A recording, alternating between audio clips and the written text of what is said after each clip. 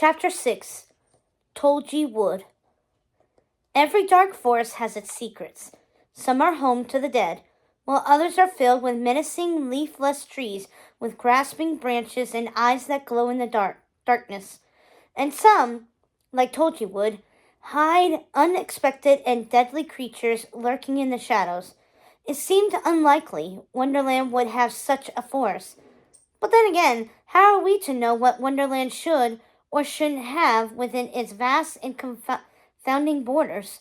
Because it would seem not even those who dwelled within Wonderland knew what to expect on any given day or night. Told Ye Would seemed, at the onset, to be a rather silly place. Its colorful trees and strange birds seemed to spring from the wild imagination of a child. Any adventurer might feel discombobulated by the misleading signs pointing this way and that, with conflicting bits of advice. It might even lull them into a sense of agitated whimsy, but they would never expect to feel fear.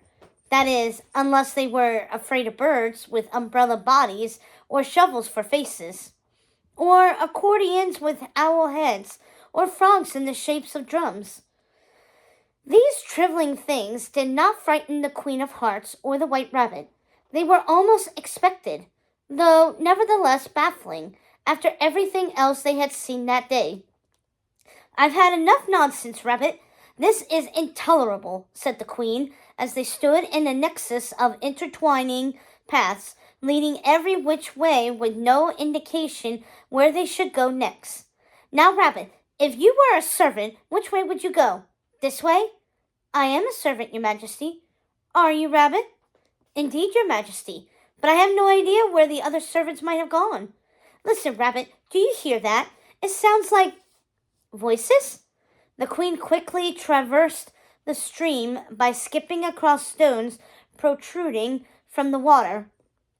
Once on the other side, she could hear the voices more distinctly, and popped her head through a little clearing between some trees. She expected to see the servants down below. "Rabbit, be careful," she called out, watching him hop across the stones to meet her. "Look at this!"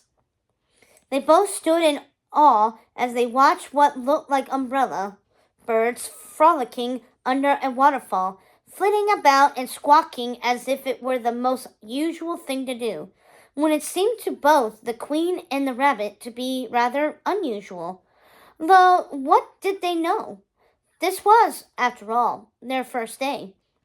"Excuse me, could one of you tell me if you've seen a group of servants? I seem to have lost them." The birds, looking rather annoyed to have their frivolities disrupted, started squawking more loudly in a rather agitated manner as they took flight, then landed on a nearby branch and glared at them. "Rabbit, is it just me, or is everything we've encountered so far either confusing, annoying, or both? I mean, really, twins speaking in riddles, an imperious caterpillar, and now this? How was I to know these bumbershoot birds don't know how to talk? I'd say they're both annoying and confusing, but perhaps it's only so because it's our first day," said the Rabbit, examining the signs on a tall red tree that pointed in various directions. It was a strange sort of tree, the likes of which neither of them had ever seen. One might think the most remarkable and defining feature would be that it was red. But that wasn't it. The tree's most remarkable feature, which was universally agreed upon because almost everyone who had seen this tree had in fact remarked upon it, was that it had a series of confounding signs that were of absolutely no help to anyone venturing into the woods.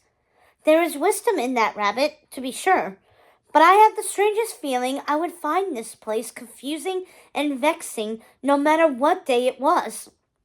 Perhaps we should turn back, Your Majesty, lest we get lost in these woods. Like everything else we've encountered so far, these signs don't make sense, and it is getting dreadfully dark. We could send the Queen's guard to search for the servants. The Queen appreciated that the rabbit was trying to make sense of the nonsense. We don't even know if I have a Queen's guard, Rabbit. If I do, I haven't met them yet. You'd think the king would have sent them after me, at the very least to see if I was well. No, Rabbit, I think we are on our own. Don't worry, I will protect you. She walked up behind him and took him by the paw. Look there, Rabbit, I can see the servants' tracks. I think we should go this way, she said, pointing to where footprints led down the path. She followed them, then bumped into what she thought was a birdcage hanging on a low branch. Oh, excuse me, she said, realizing the birdcage was actually a bird and returning her gaze to the path ahead. For goodness sake, the White Rabbit said, why would they come into such a place? This forest is filled with the strangest creatures. The signs on the trees are nonsensical. There is no practicality to this place whatsoever. We're going to get as lost as they are if we venture farther in. I must insist we go back to the castle and send your guards to find them, Your Majesty. The White Rabbit looked stern and rather serious. It was not the first time she saw him look so resolute, but it surprised her nevertheless. It would be a look that would come over him more and more as the years went on. It is not your place to insist upon anything, little Rabbit, but I do appreciate your concern. At least I know there is one person in this kingdom who cares for me, she smiled at her friend. I'm not exactly a person, Your Majesty, but I take your calling me so as a compliment.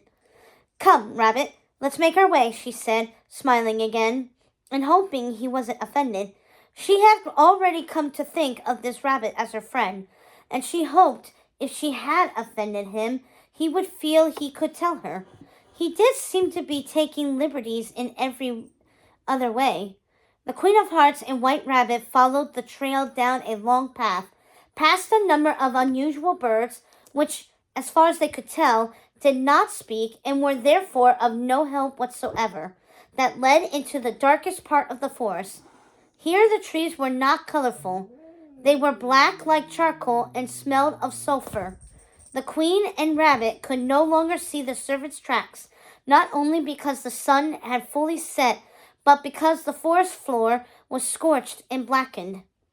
It was rather unpleasant to walk among the brittle, burnt trees, the black ash drifting down from their branches like something from a nightmare. The farther they ventured into the forest, the thicker the air, and soon the White Rabbit was no longer white but gray.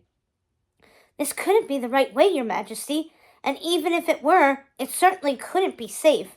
I must insist we turn back for your safety. What did I say about insisting, Rabbit? I'm not sure it's your place, the Queen sighed. But in this case, as usual, you are right. Perhaps we should return in the light of day. I'm afraid it's too dark to see anything at all. But the Queen and the Rabbit had lost their bearings and couldn't recall from which direction they had come, and they had no means to retrace their steps back. There was so little light in the blackened forest, and they had no choice other than to stand in place and contemplate what to do next. Do you smell that? Is it smoke? The rabbit sniffed the air, his nose and whiskers twitching. The Queen found it funny, seeing the rabbit sniff like that. It was the most rabbity thing he had done since they met. She wasn't even sure at what point she stopped thinking of him as a rabbit, but the sight of him sniffing the air reminded her he wasn't, in fact, a person at all. Well, of course it's smoke, Rabbit. Clearly there has been a fire here. No, I mean, it smells as if one is still burning. Look, over there. He pointed a paw toward a smoldering orange glow in the darkness, and before the Queen knew what was happening, the rabbit had dashed off down the wooded path out of the Queen's sight. Another rabbity thing to do. Rabbit, be careful, she called after him. She feared her little friend was right. Perhaps venturing into these woods wasn't the best of choices, even if she was there with the best of intentions. One of the things she had learned on this adventure was that intentions sometimes did not matter, which seemed like a strange thing to think. Of course, it was preferable for everyone to have the best of intentions, and in that sense, she supposed intentions mattered. But what of the times when you were well intended and everything went awry? This day was an example of good intentions going very badly. How could she have known that attempting to greet and deliver cakes to all her subjects would turn out to be such a disaster? Not all of it was her fault, of course. The Tweedle brothers and the caterpillar were insufferable, to be sure. But then again, she and the rabbit wouldn't have had so much fun growing and shrinking if they hadn't set out to explore this land.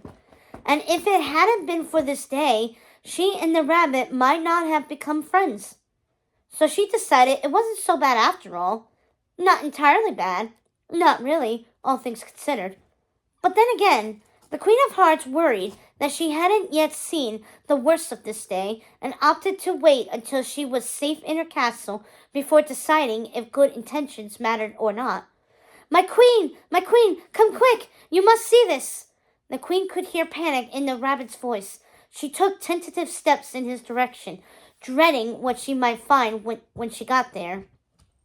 The forest was almost entirely dark now, except for the light emanating from the smoldering pile of wood that cast an eerie, knock it off, amber light on the white rabbit. She could hardly see him. The air was so thick with smoke and ash, but she could tell by his wide and frightened eyes that something was horribly amiss. What is it, Rabbit? What have you found? Okay. She was coughing and gasping for air, and her eyes were watering. She tried to wipe them with the cuff of her sleeve, but it only made her eyes sting more. I believe it's our cart, Your Majesty. I don't understand, Rabbit. What's happened? She couldn't see properly. Her eyes were steaming with tears from the smoke and ash. I don't understand. Oh, blast this horrible place, she said, stamping her foot. I hate it. I hate it here. It's the worst place ever. Her face once again grew red, and she felt as though steam were coming out of her ears. She supposed the rage inside her had to go somewhere. Don't cry, Your Majesty. It's not your fault. Of course it's not my fault, Rabbit. I didn't start the fire, and I am not crying. Queens don't cry. The smoke is making my eyes water.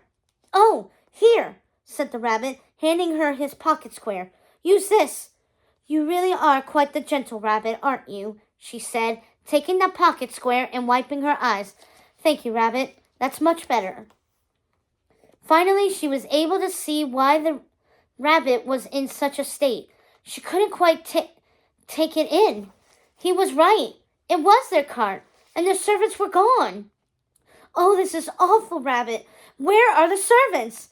This is all my fault. My very first day as queen, and I've made a mess of everything. This is not your fault, my queen. Of course it is. I am their queen.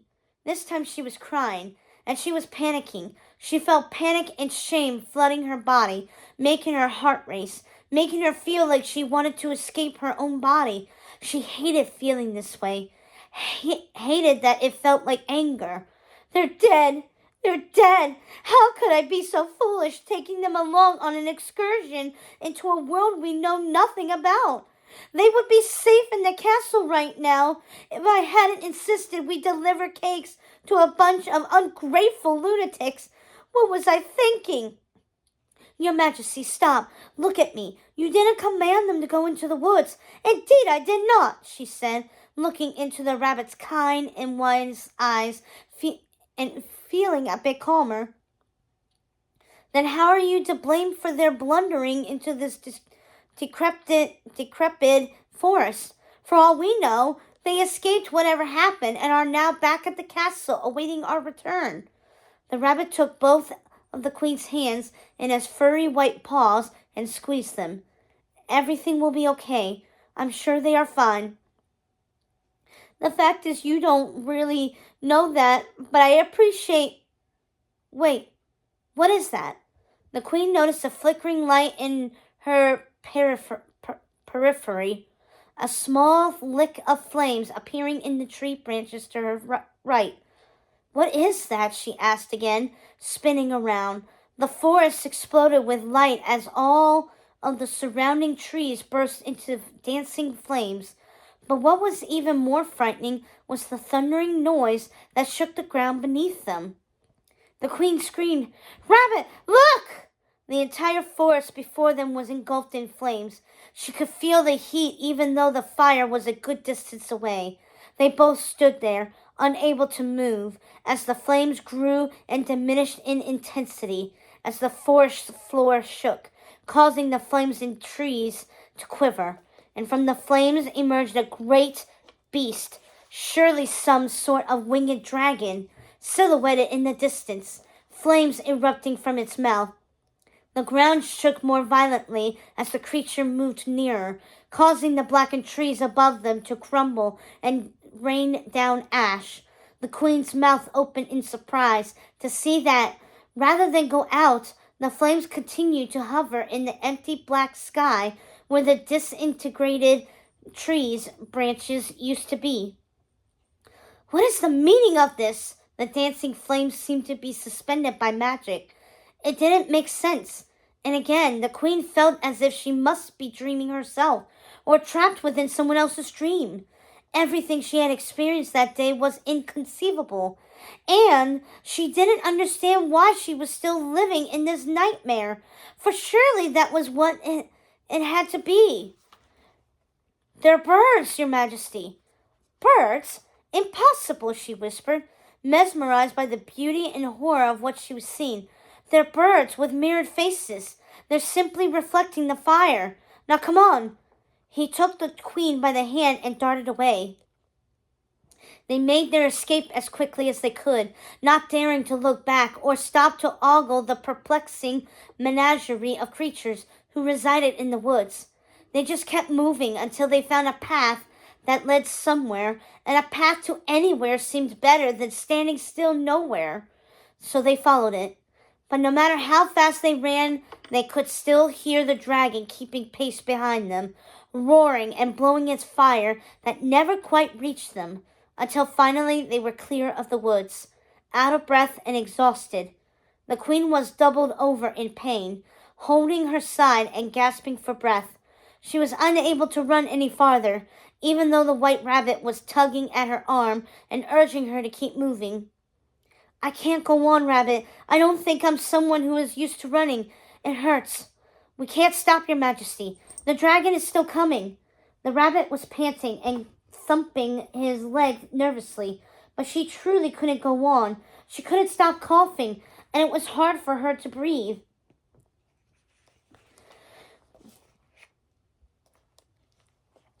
"Oh, the Jabberwock?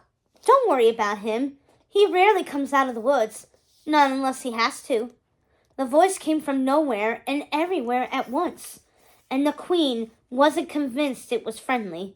For all they knew, it was the dragon playing games with them, trying to trick or frighten them from within the darkness of the woods. "Hello? Who's there? Show yourself!" The queen spun in circles, trying to find where the voice was coming from, but she saw no one other than the white rabbit, who was terrified, his small eyes wide with worry. "Rabbit, please calm down. I think we're okay." The queen pulled the rabbit closer to her and put her arms around him. "Your heart is racing. Please, my little rabbit, please calm yourself." "But where is that voice coming from?" The poor rabbit was stammering and trembling in fear. "I don't know, my little friend, but I will protect you," she said, squinting down the forest path and seeing nothing but darkness. There were no flames, no dragon, and the ground was no longer shaking. "Over here, Your Majesty," said the voice, "in the woods." And then she saw it, a wide glowing grin in the darkness, floating like one of the birds with mirrors for faces. "Get back, Rabbit! Run!" Instinctively, the queen put her body between his and the eerie floating smile. "Stay back, dragon! I demand you go back into the forest where you belong." "I am no dragon, my queen, I assure you," said the voice, and as it spoke, a face materialized, and then a body, and soon she was looking at a plump, pink and purple striped cat with a wide Cheshire grin. It was sitting on the branch of a tree right at the edge of the dark forest. "Well, that is plain. But who are you?" asked the queen, looking down at the state of her dress, now covered in black soot, realizing how she must appear after her encounter with the dragon. She could only imagine what her face and hair looked like, and here she was meeting one of her subjects for the first time. What would he make of her? But she decided it didn't matter, considering she could look far worse if she had been charred to death by the beastly dragon in the woods. "You sound like the caterpillar," the cat said as its grin grew wider. The queen laughed despite herself. She supposed she did sound like that disgusting butterfly larva, yet she still took note that the cat did not answer her question. But no matter, there were more important questions that needed answering. "Excuse me, Mr. Cat, but did you by chance see a group of servants passing through here, perhaps running toward the castle?" She narrowed her eyes at him, trying to determine if he was the sort of creature who told the truth. Being a creature with a perpetual smile on his face led her to think he might not be entirely trustworthy. "I did not, though I did hear a group of people making grim noises in the forest not too long before you came running," said the cat, wrapping his tail around his face to hide his grin. "Oh dear," the queen felt herself turning from red to white as the blood drained from her face. "Don't fret, your majesty. Perhaps Mr. Cat is mistaken, and the servants got away," said the rabbit, who had finally seemed to find his courage, coming out from behind the queen. "If I were to guess," said the cat, "and I do so love guessing, I would say they didn't get away, and that is why the Jabberwock didn't follow you out of the forest." The queen hated the way the cat smiled when he said that, as if he took delight in the idea of her servants being burned to a crisp or eaten alive. Then again, it seemed he really only had one expression. Of course, she couldn't be sure whether that was the case, but so far she had only seen his long, wide grin, no matter how dire his words. "I distinctly heard you say the Jabberwock isn't known for venturing out of the woods," said the rabbit. The queen took note that he was already agitated with the cat, and she might have been too if she thought the cat was capable of saying anything without smiling. "As I said, he isn't. Not usually, anyway, unless he has to. And I'm guessing he didn't have to because he was already full, having just made a meal of your servants." "Oh, this is too awful. It's too much." "Too much for what?" asked the cat, swishing his tail and revealing his smile again. The queen had the impression this cat was taunting her on purpose. But why would this creature, whom she had only just met mere moments ago, go out of his way to taunt her? More than likely, she was just imagining things. "It's just too much. All of it. It's too much to bear. This really is the worst place. I hate it. I say, I hate it." "Calm down, your majesty. We need to find you a place to rest and compose yourself." The rabbit looked around to see if there was a place nearby where they could rest. "Yes, I believe composure is high on the list of virtues befitting a queen," said the cat. "Well, I say compassion should be high on the list of virtues befitting a talking cat," said the queen. "Have you met many talking cats?" asked the grinning feline. "I can't say that I have," she said, realizing she couldn't remember meeting any sort of cat, yet somehow still knew all about them, and knew they didn't usually talk. Of course she had no idea how she knew this. She supposed it was akin to the white rabbit knowing everything there was to know about how royal households worked, but not remembering how. Yet, as it was, they could both be wrong about the things they thought they knew, because here she was arguing with a talking cat. "I can't say if I have ever met a talking cat either. You say I lack compassion, but would you rather I said your servants had escaped when they did not? give you false hope only for you to wonder what befell them? And how would you ever trust me again, weaving such lies? I suppose you're right, Cat. Thank you for your honesty. The Queen thought there was some wisdom in that. Perhaps she was just letting her temper get the best of her. She had already done so on many occasions that day, even before her servants were likely eaten by a dragon. Did I hear correctly that you were delivering cakes today?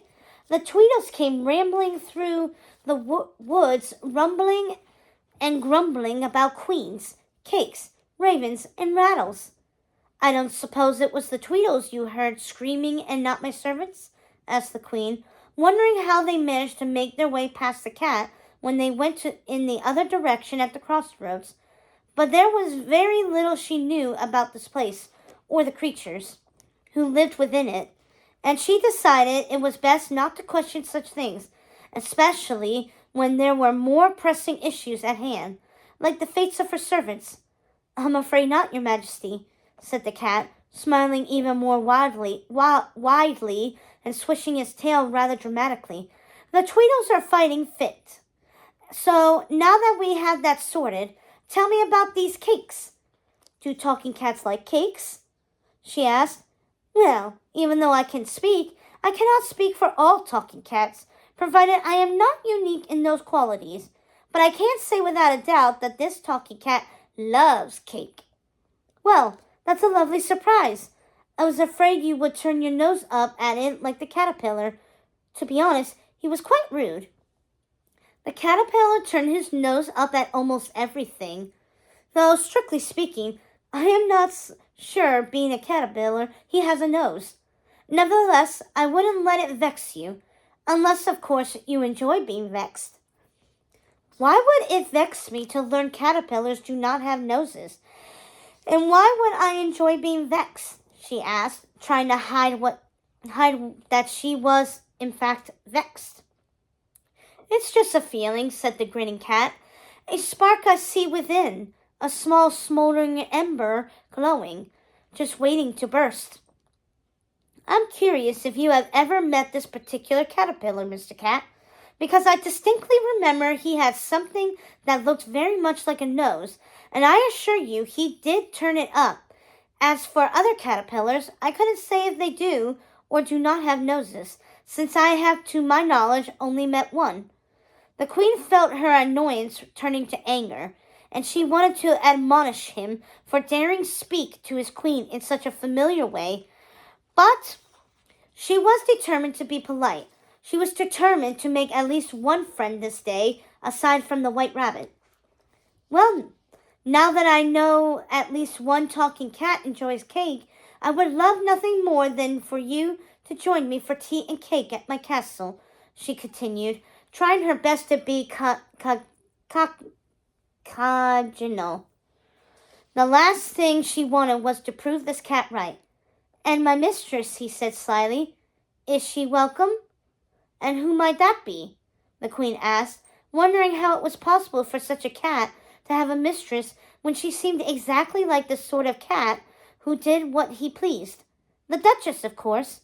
Of course, she would be most welcome, said the Queen, having no idea who this Duchess was, but nevertheless trying her best to be polite. She quickly reasoned the polite and queenly thing to do was to invite the Duchess and her cat over for tea. Your Majesty, it is quite late, and it's well after dark. We really should get you back to the castle. Indeed, Rabbit. It was nice meeting you, Cat. I look forward to meeting your mistress. With that, the Queen took the Rabbit's hand and turned to leave. And the baby, said the cat, making her turn around and look at him. I'm sorry, what? Did you say baby? Yes, the baby. She is never without it. Then I insist she bring the baby. Wonderful. We will keep an eye out for your invitation. Please do, said the Queen as she and the White Rabbit made their way back, finding the path that would lead them to the castle. But soon her agitation with the cat turned to nervousness, and she could hardly think clearly with the sound of singing coming from a nearby garden as they walked past.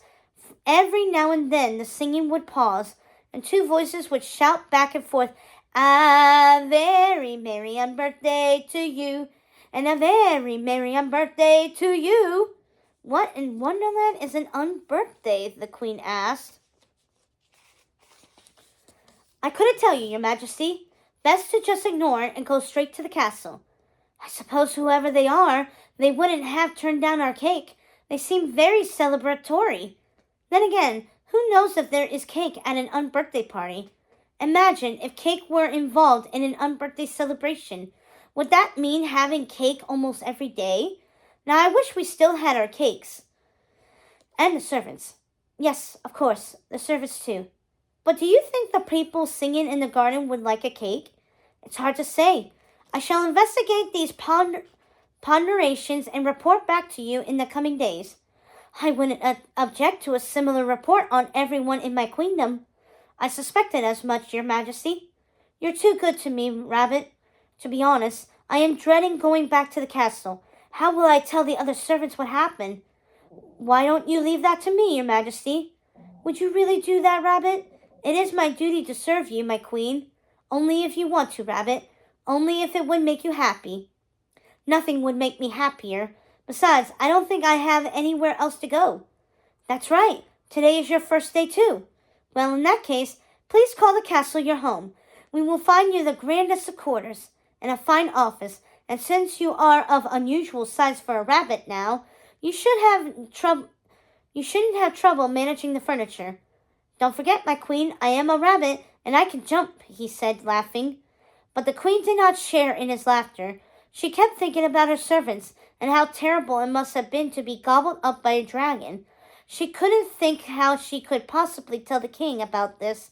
She kept scripting it over and over in her mind, but nothing felt like it captured the true horror of the situation. Nothing conveyed her guilt adequately, and she wondered how she would face him or the other servants. She felt herself falling into a dark place of fear and anxiety, apprehensive about what would happen next. My queen, we may not have achieved everything we set out to do this day, but I think we did come up with a name for this place. Wonderland. What do you think of it? I think it's perfect. The rabbit's brilliance continued to dazzle her. What better name could there be besides Wonderland? She had done nothing but wonder at its perplexities, annoyances, vexations, and tomfoolery since she arrived. Wonderland indeed. Brilliant. Then we did one good thing today. More than one, I should think, she said, feeling once again emboldened by the rabbit's encouraging words. We have now in our possession incredible growing and shrinking potions. We made friends with a talking cat, and quite possibly a duchess, and improbably a baby, and now we know never again to set foot in Tulgey Wood. We should put up a sign warning travelers not to enter, he said. Capital idea, Rabbit. Now let's go home.